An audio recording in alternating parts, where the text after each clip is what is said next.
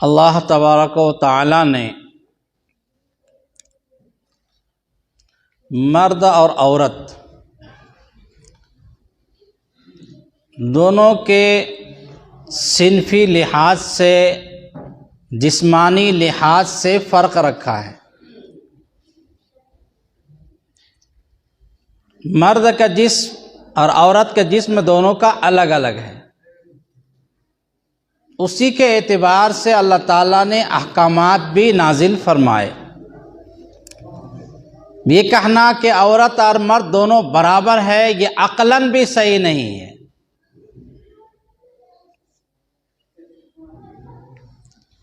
اسی کی رعایت میں اللہ تعالیٰ نے احکامات جو نازل فرمائے ہیں، اب جو اللہ کو مانے ہی نہیں اس کی بات ہی الگ ہے۔ اسلام کا جو حکم ہے وہ فطرت کے مطابق ہے۔ انسان اور جانوروں میں فرق ہے۔ جانور کے اندر حیا کا مادہ نہیں ہے، شرم کا مادہ نہیں ہے، لیکن انسان کے اندر اللہ تعالیٰ نے حیا کی صفت رکھی ہے۔ حیا کہتے ہیں انسان کے اندر وہ صفت جو فطرت کے خلاف کام کرنے سے اسے روک دے۔ فطرت کے خلاف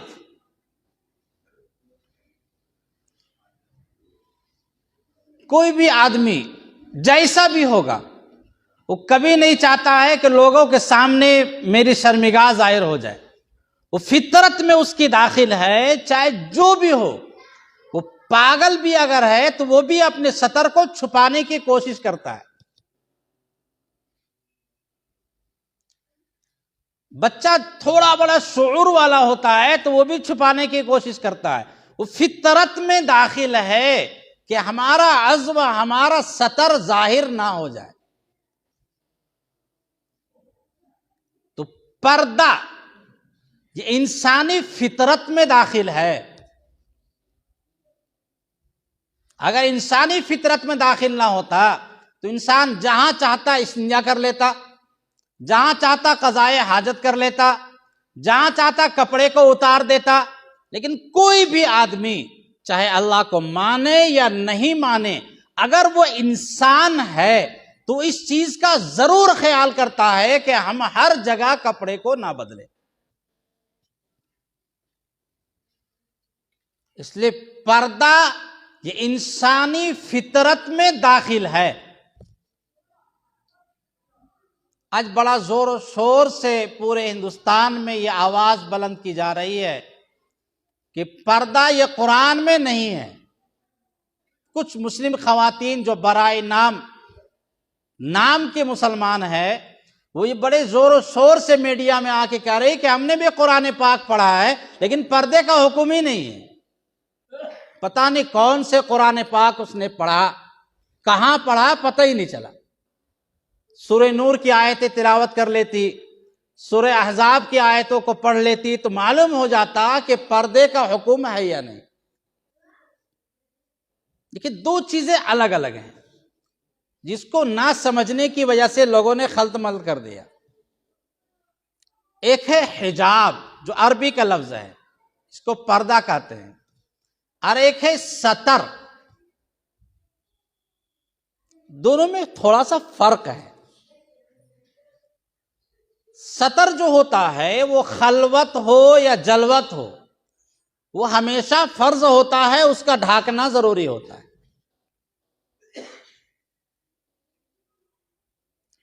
اور حجاب یا پردہ اس کو کہتے ہیں، وہ ہمیشہ فرض نہیں ہوتا ہے۔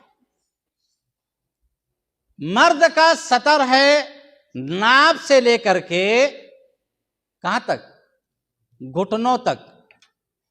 یہ گھٹنا داخل ہے ستر میں۔ عام طور پہ مرد حضرات غسل کرتے ہیں تو ہاف کپڑوں کو پہن کے غسل کرتے ہیں۔ یہ دیہاتوں میں بھی، شہروں میں بھی عام رواج ہے، جو کسی طرح کا جائز نہیں ہے، بالکل حرام ہے۔ یہ گھٹنا ستر میں داخل ہے۔ مرد کا ناف سے لے کر کے گھٹنا تک یہ ستر ہے، اس کا چھپانا ہر حال میں فرض ہے، چاہے آپ تنہائی میں رہیں، چاہے آپ خلوت میں رہے، جلوت میں رہے۔ آپ کہیں گے تنہائی میں اکیلے ہیں، کیا ضرورت ہے؟ نبی علیہ الصلوۃ والسلام نے فرمایا ایاکم والتعری، اکیلے میں بھی ننگا پن سے بچو، اس لیے کہ تمہارے ساتھ وہ لوگ رہتے ہیں جو کبھی بھی تم سے جدا نہیں ہوتے ہیں سوائے 2 وقتوں کے، جب تم بیوی کے پاس جاتے ہو یا قضاء حاجت کے لیے جاتے ہو۔ ہر انسان کے ساتھ اللہ نے فرشتے مقرر کر رکھے ہیں، ان فرشتوں سے حیا کرنی چاہیے، ان فرشتوں سے شرم کرنی چاہیے کہ انسان تنہائی میں بھی ہو تو اپنے آپ کو بے ستر نہ کر دے، بے لباس نہ کر دے، ننگا ظاہر نہ کرے، فرشتوں سے حیا کرے۔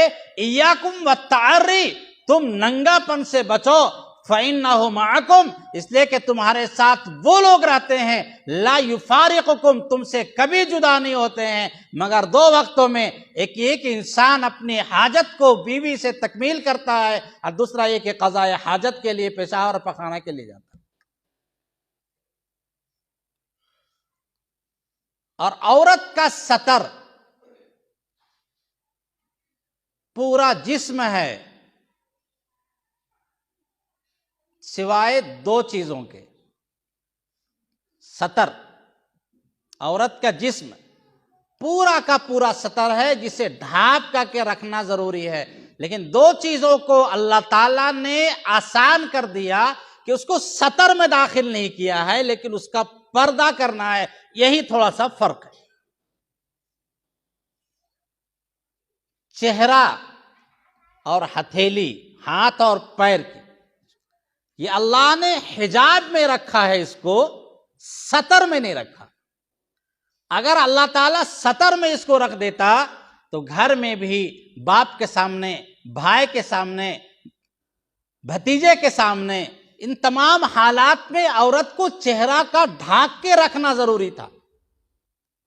بڑی مشقت کا باعث ہو جاتا، پریشانی کا سبب بن جاتا، تو اللہ تعالیٰ نے یہ گنجائش رکھی کہ پورے جسم کو اللہ تعالیٰ نے ستر قرار دیا ہے، جس کو ہر حال میں چھپانا ضروری ہے، لیکن چہرہ اور ہتھیلی یہ پردہ میں داخل ہے، جس کا پردہ کیا جائے گا اجنبیوں سے۔ ضرورت کے حالات میں چہرہ کو کھولنا جائز ہے، جہاں ضرورت داخل ہے۔ آپ قاضی کے پاس جا رہے ہیں گواہی کے لیے، ڈاکٹر کے پاس جا رہے ہیں علاج کرنے کے لیے، یا اور کوئی ایسی ضرورت ہو جائے جہاں فتنے کا اندیشہ نہیں ہے، وہاں چہرے کو کھولنا جائز ہے۔ یہ مجبوری کے حالات میں ہے، عمومی حالات میں اس کا پردہ کیا جائے گا۔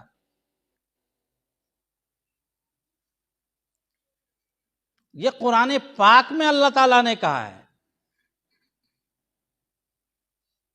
یہ پردے کا جو حکم اللہ نے دیا ہے یہ قرآن پاک میں ہے۔ اچھا، آپ کہتے ہیں نہیں چہرے کا پردہ ہی نہیں ہے، جیسے لوگ کہہ رہے ہیں چہرے کا پردہ نہیں ہے، تو قرآن پاک میں اللہ تعالیٰ نبی علیہ الصلوۃ والسلام کی بیویوں کو کہتا ہے اذا سألتموہن متاعا فاسألوہن من وراء حجاب، کہ اے صحابہ کی جماعت، اے پاکیزہ نفوس، اگر تم ازواج مطہرات سے کوئی سامان مانگو تو پردے کے پیچھے سے مانگو۔ آج کہتے ہیں لوگ ارے دل صاف ہونا چاہیے۔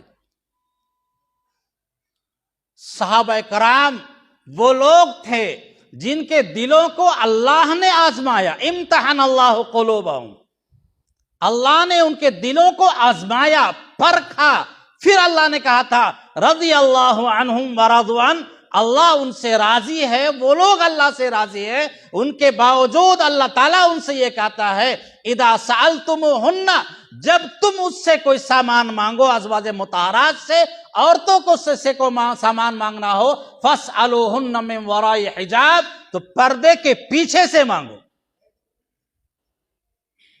کیا صحابہ کرام کا دل صاف نہیں تھا؟ کیا ان کی نگاہیں صاف نہیں تھی؟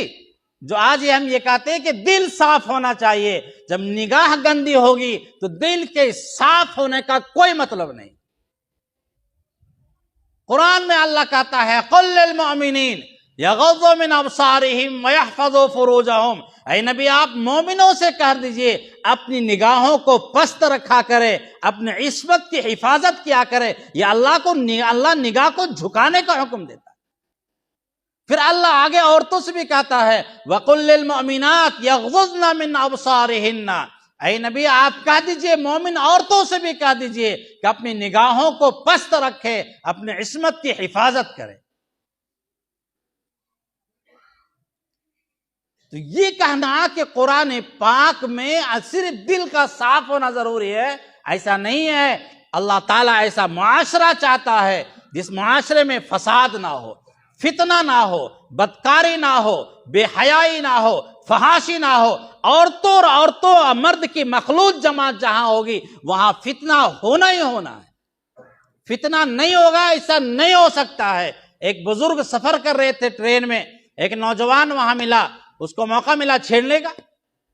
اس نے کہا کہ آپ لوگ بھی عجیب و غریب ہیں، مخلوط تعلیم کے آپ لوگ قائل نہیں ہیں، عورت اور مرد ساتھ میں پڑھے گی کیا ہوگا؟ ارے دل صاف ہونا چاہیے۔ کہ نہیں فتنہ پریشانی ہے، دل فساد آتا ہے، آپ لوگ بھی عجیب و غریب ہے، کچھ نہیں ہوتا۔ بہت سمجھانے کی کوشش کیا، قرآن پاک کی آیتیں پڑھ کے سنایا، احادیث کو سنایا، نہیں مانے۔ گرمی کا موسم تھا، ان کے بیگ میں نیمبو رکھا ہوا تھا، انہوں نے جو ہے نیمبو کو نکال کر کے نمک لگایا اور چاٹنا انہوں نے شروع کیا۔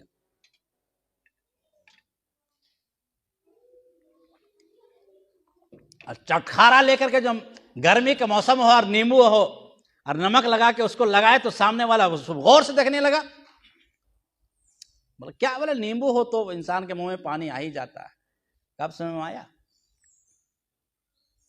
میں تو کھا رہا ہوں نا، لیکن آپ غیر اختیاری طریقے سے آپ کے اندر منہ میں پانی آنے لگا۔ ہم یہی کہتے ہیں عورت اور مرد ایک ساتھ جب جمع ہوں گے تو وہاں بھی اسی طرح سے پانی منہ میں آئے گا جس طرح سے ابھی آیا۔ ایسا ہو ہی نہیں سکتا ہے عورت اور مرد ساتھ میں پڑے اور وہاں فتنہ اور فساد ہونا، ایسا ہو نہیں سکتا ہے۔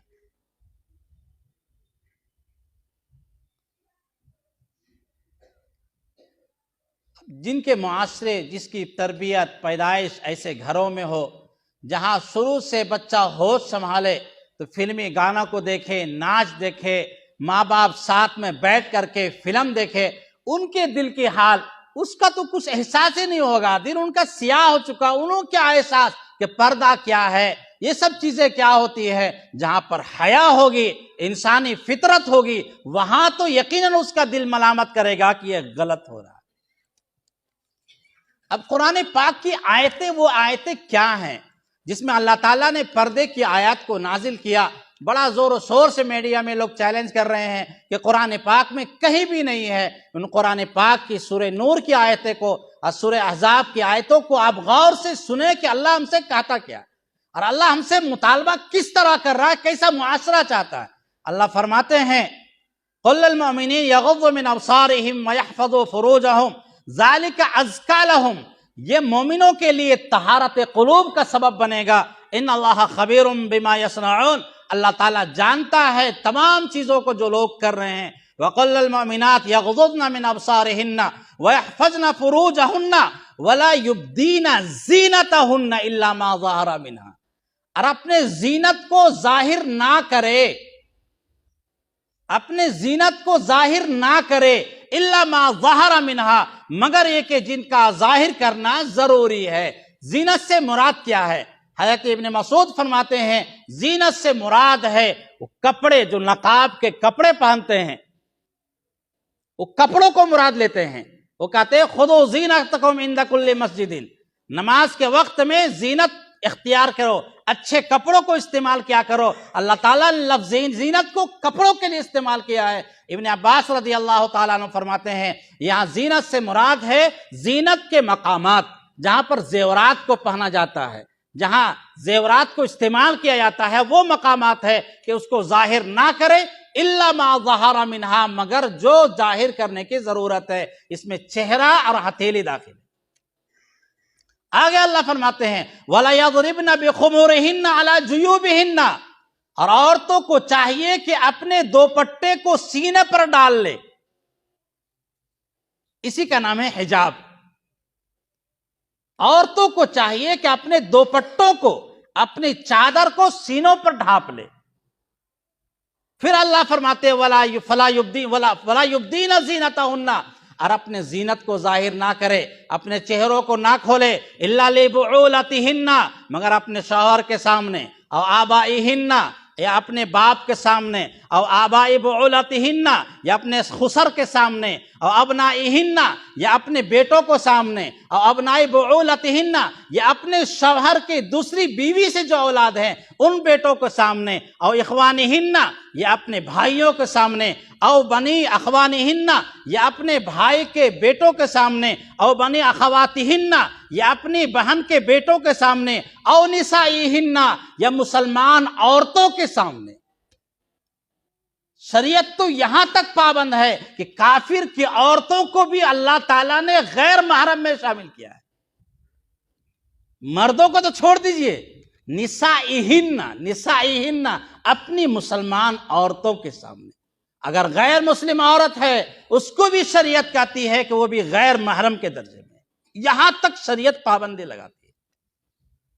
او نسائہن او ما ملکت ایمانہن، یا اپنے غلاموں کے سامنے، او التابعین غیر اولی الاربۃ من الرجال، یا ان خادموں کے سامنے، ان مردوں کے سامنے جن کو عورتوں سے کوئی دلچسپی نہیں ہے، عمر گزر گئی ہے، بوڑھے ہو گئے ہیں، ان کو عورتوں سے کسی طرح کی خواہش نہ رہی، ان کے سامنے اگر چہرہ وغیرہ کھلا ہے اس میں کوئی حرج کی بات نہیں ہے۔ او الطفل الذین لم یظہروا علی عورات النساء، یا ان بچوں کے سامنے جو عورتوں کے راز سے ابھی واقف نہیں ہے، نام لے کر کے شمار کروا رہا ہے۔ کتنی اہمیت کی بات ہے کہ رب کائنات پردے کے بارے میں باضابطہ نام گنوا رہا ہے، ان کے سامنے، ان کے سامنے، ان کے سامنے، ان کے سامنے، اور ہم کہتے ہیں کہ قرآن میں ہی نہیں۔ یہ قرآن پاک کی آیت پڑھ رہا ہوں میں۔ پھر اللہ آگے فرماتے ہیں وَلَا يَضْرِبْنَ بِأَرْجُلِهِنَّ لِيُعْلَمَ مَا يُخْفِينَ مِنْ زِينَتِهِنَّ، اور اپنے پازیب کو، اپنے جھنکار کو، پیروں میں ایسا زیور نہ پہنے کہ اس کے چھن چھن کی آواز ظاہر ہو جائے۔ وَلَا يَضْرِبْنَ بِأَرْجُلِهِنَّ، اپنے پیروں کو اتنا زور سے نہ مارے اس کے پازیب کی آواز کسی مرد کے کان میں پہنچے تاکہ وہ جان لے کہ اس کے اندر کون زینت چھپی ہوئی۔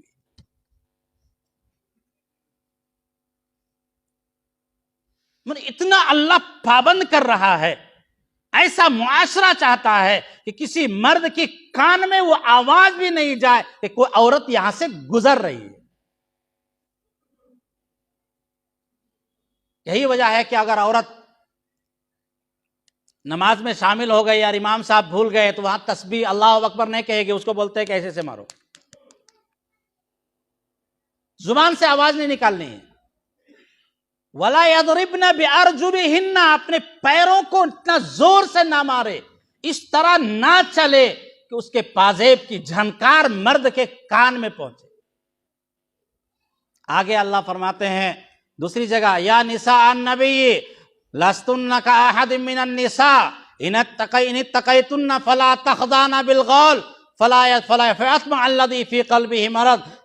اے نبی کی بیویوں، اگر اللہ تعالیٰ کا خوف ہے تمہارے دلوں میں، یا اللہ تعالیٰ نبی کی بیویوں کو مخاطب کر رہا ہے یہ بتانے کے لیے کہ جب نبی کی بیویوں کو یہ حکم دیا گیا ہے تو ہما شما عورتوں کا کیا ٹھکانہ۔ اللہ فرماتے ہیں اگر تمہارے دل میں خدا کا خوف ہے، اگر تم اللہ سے ڈرتی ہو تو اپنی آوازوں کو مردوں کے سامنے نرم نرم مت کرو، فلا تخضعن بالقول، آوازوں میں نرمی مت لاؤ، فیطمع الذی فی قلبہ مرض، لالچ کرے گا وہ جس کے دل میں کھوٹ ہوگا۔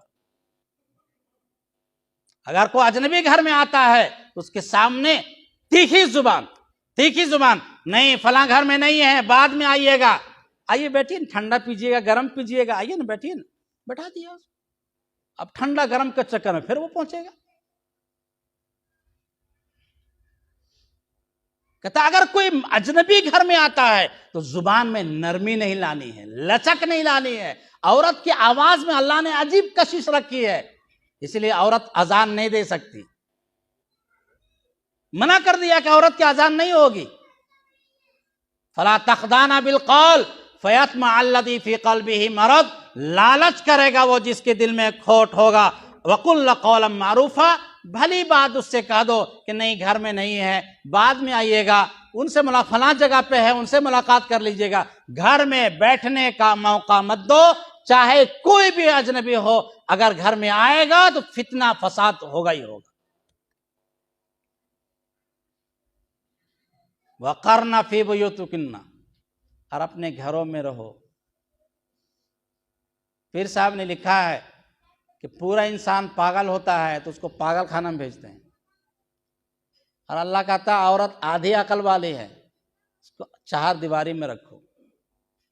پورا پاگل نہیں ہے، پورا پاگل تو پاگل خانہ، آدھی عقل والی ہے وہ، اس کو چہار دیواری میں رکھو۔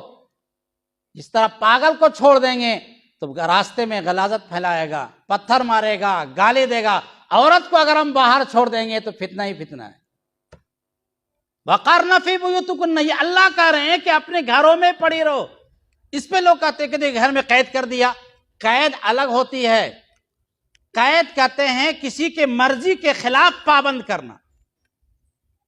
اب پردہ مرضی کے مطابق کہا گیا کہ اپنے گھر میں رہ کر کے جتنا ہنسنا ہے، بولنا ہے، اپنے عورتوں کے ساتھ، اپنے شوہر کے ساتھ وہاں کھیلو، اس کو اپنے اچھلو، رسی باندھو، جو ورزش کرنا ہے گھر کے اندر کرو، باہر میں ایسا مت کرو۔ گھر میں رہنے کا مطلب یہ کہ گھر میں تم خوش رہو۔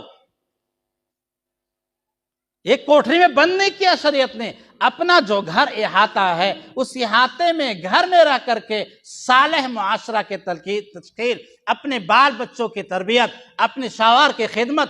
خود خواتین نبی علیہ الصلوۃ والسلام کے پاس آئی اور فرمایا کہ اللہ کے نبی، مرد لوگ تو جہاد میں جاتے ہیں، ہم تو جا نہیں سکتے، وہ تو فضیلت پا گئے۔ حضور نے فرمایا اپنی عصمت کی، اپنی عزت کی حفاظت کر کے تم گھروں میں رہو، تمہیں جہاد میں جانے کا ثواب ملے گا۔ المرأة اذا صلت خمسها وصامت شهرها واطاعت بعلها واحسنت فرجها فلتدخل من اي ابواب الجنة شاءت، جو عورت 5 وقت کی نماز پڑھ لے، رمضان کے مہینے کا روزہ رکھ لے، اپنی شوہر کی اطاعت کر لے، اپنی عصمت کی حفاظت کر لے، تو جنت کے 8 دروازے کھلے ہوئے ہیں، جس سے چاہے وہ چلی جائے۔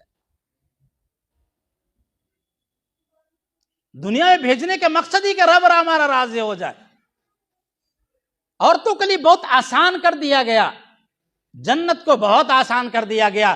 گھر میں رہو، اپنے شوہر کی عزت کرو، اپنے بال بچوں کی تشکیل، اچھے معاشرے، اچھی اولاد کی تربیت کرو۔ آگے اللہ فرماتے ہیں وَلَا تَبَرَّجْنَ تَبَرُّجَ الْجَاهِلِيَّةِ الْأُولَىٰ، اور زمانے جاہلیت میں جس طرح عورتیں بے پردہ پھرا کرتی تھی، اس طرح اب پھرنے کی اجازت نہیں ہوگی، بلکہ پردے کے ساتھ اگر گھر سے نکلنے کی ضرورت پڑے تو پردے کے ساتھ نکلو۔ یا ایھا النبی قل لازواجک و بناتک و نساء المؤمنین یدنین علیہن من جلابیبہن ذالک انہا یعرفن فلا یؤذین۔ اے نبی، اپنی بیویوں کو، اپنی بیٹیوں کو، مسلمانوں کے عورتوں کو کہہ دیجئے کہ اپنی چادر کو ڈھانپ لے۔ ابن عباس رضی اللہ تعالیٰ عنہ فرماتے ہیں کہ اس آیت کریمہ میں اللہ تعالیٰ نے حکم دیا ہے، چنانچہ عورتیں نبی علیہ الصلوۃ والسلام کے زمانے میں پوری چادر میں لپٹے ہوئے، چہروں کو ڈھکے ہوئے نکلتی تھی، صرف ایک آنکھ کھلی رہتی تھی۔ اچھا، لوگ کرتے چہرے کا پردہ بعد میں آیا، اب نہیں، شروع حضور زمانے میں نہیں تھا۔ تو سوال یہ ہے کہ حج کے ایام میں حضور نے فرمایا عورتیں چہرے کو ڈھانکے گی نہیں اور دستانہ نہیں پہنے گی، تو اگر چہرے کا حکم نہیں تھا پھر یہ کہنے کی ضرورت کیوں پیش آ گئی کہ عورتیں حج کے ایام میں احرام کی حالت میں چہرے کو نہیں ڈھکے گی، دستانہ نہیں پہنے گی؟ یہ کہنے کی ضرورت کیوں پیش آئی؟ معلوم ہوا کہ چہرے کا پردہ یہ نبی علیہ الصلوۃ والسلام کے یا قرآن کے زمانے سے، آج اس کا پردہ حکم شروع نہیں ہوا، شروع زمانے سے ہے۔ یہ آواز بلند کرنا کہ چہرہ کا پردہ بعد میں ہے، ورنہ حج کے ایام میں منع کیوں کرتا؟ حضرت عائشہ فرماتی ہیں اس کے باوجود بھی ہم یہاں وہ رکھا، کیا کہتے ہیں اس کو، بولتے ہیں پنکھے ٹائپ کا سامان رکھا کرتے تھے، کوئی عورت مرد اگر گزرتا تھا تو یوں یوں کیا کرتے تھے، جب مرد گزر گیا تو ہٹا لیا کرتے تھے. چہرہ ڈھانپ نہیں سکتے حج کے ایام میں احرام کی حالت میں، پھر بھی ہم یوں اور یوں کیا کر رہے تاکہ وہ دیکھ نہیں پائے.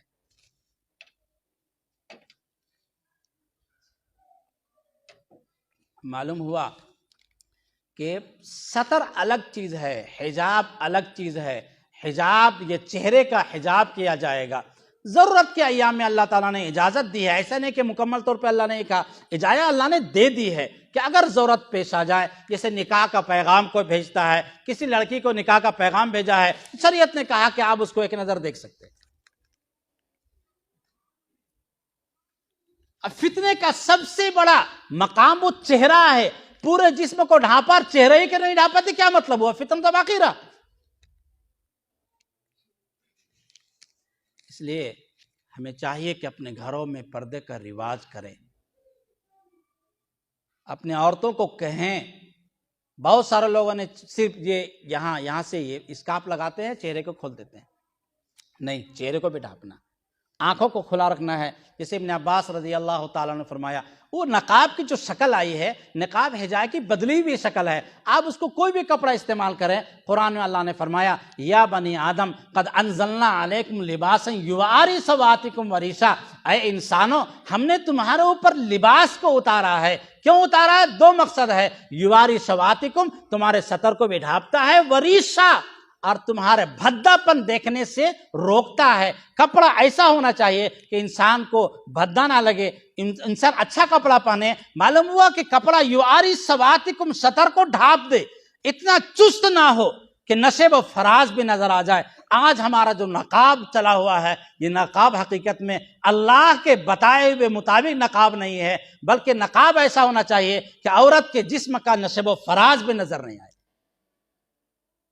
حضرت فاطمہ رضی اللہ تعالیٰ عنہ کا انتقال ہوا تو انہوں نے انتقال سے فرمایا تھا کہ مجھے رات میں دفن کر دینا، اور میرے لاش کے اوپر کپڑا ڈال دینا جو ہم کپڑا آج ڈالتے ہیں، تاکہ رات میں محمد کی بیٹی کا نشب و فراز بھی نظر نہیں آئے. رات میں دفن کرنا تاکہ کچھ بھی نظر نہیں آئے. ایک صحابیہ ام خلاد رضی اللہ تعالیٰ عنہ، ان کا بیٹا بھی شہید ہو گیا، شوہر بھی شہید ہو گیا، اور ان کا بھائی بھی شہید ہو گیا. پوری چادر میں لپٹی ہوئی پوچھتے ہوئے آئی کہ میرے آقا جناب رسول اللہ صلی اللہ علیہ وسلم کیسے ہیں؟ وہ آئی، معلوم ہوا کہ وہ ٹھیک ٹھاک ہے. ایک صحابی نے ان سے کہا کہ تمہارا بیٹا بھی شہید ہے، بھائی بھی شہید ہے، اور شوہر بھی شہید ہو گیا، پھر بھی اس حالت میں بھی تم پوری چادر میں لپٹی ہوئی آئی ہے. تو انہوں نے جو جواب دیا تھا وہ سونے کے پانی سے لکھنے کے قابل ہے. فرمایا تھا، میرا شوہر شہید ہوا ہے، میرا بیٹا شہید ہوا ہے، میرا بھائی شہید ہوا ہے، میری حیا شہید نہیں ہوئی.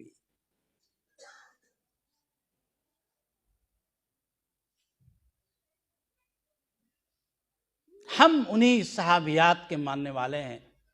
اس طرح کا اگر ہم پابند ہو جائیں گے، اپنے گھر میں شروع سے اگر معمول بنائیں گے، اپنے بچوں کو ایسا کپڑا پہنائیں گے، شروع سے کپڑا پہنائیں گے جو ساتر ہو، اسلامی مطابق ہو، تو یقیناً بعد میں وہ بچی اسکارف نہیں پہنے گی. بعد میں جو بچی وہ جو کیا بولتے ہیں اس کو جنس نہیں پہنے گی. یاد رکھیے، نبی علیہ الصلوۃ والسلام نے فرمایا، لعن اللہ المتشبہین من الرجال بالنساء والمتشبہات من النساء بالرجال. اللہ کی لعنت ہے ان مردوں پر جو عورتوں کی مشابہت اختیار کرتے ہیں، اور اللہ کی لعنت ہے ان عورتوں پر جو مردوں کی مشابہت اختیار کرتے ہیں.